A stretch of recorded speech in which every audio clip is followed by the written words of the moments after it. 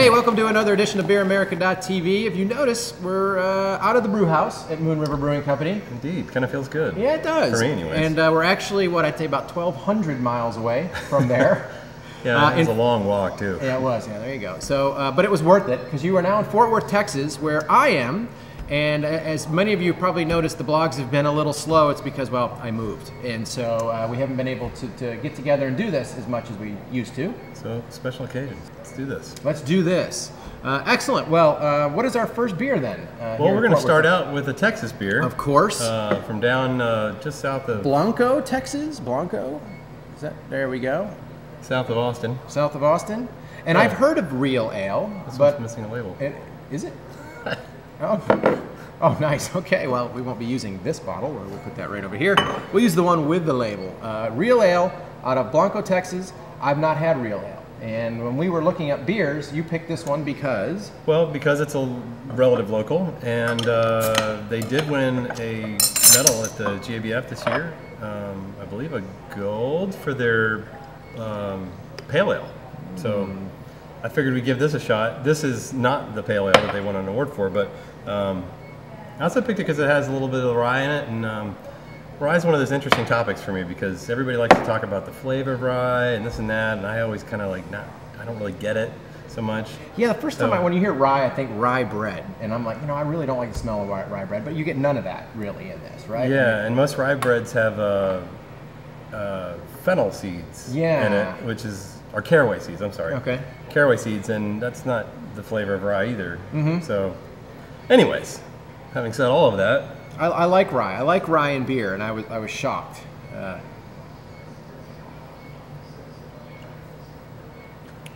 It's a nice malty beer. Yeah, malty. I'm almost inclined to say I'm tasting some sort of rye-like component, a grainy component there. It's a little bit... Malted rye and barley is complemented by generous helpings of Willamette and Cascade hops. Definitely tasting the American hop character. Assertive American amber ale, it says.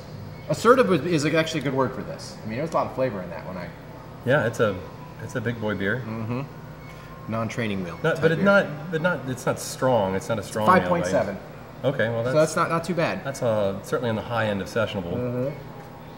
It's a nice one. So talk a little bit more about rye. What rye does in a beer? Well, I'm a little bit on the fence about that, but okay. It often is said to contribute a sort of possibly even like a peppery taste, which I'm not sure I'm getting. I would venture to say that it probably, if I'm tasting it at all, is going to be just a grainy note that is not so much of that kind of nutty malty base. That's what I would go with. Yeah. Some people say that it adds a certain crispness. I don't know. This is a nice, tasty beer. Yeah. I'm not sure if I can put my finger on the rye character once again, but I get a little bitterness in the back. Yeah, it's definitely... After it sat there for a little while, I could definitely taste the bitterness. It's got a nice little snap. But it's I think it's supported. It's full-bodied. A nice beer. Very nice beer.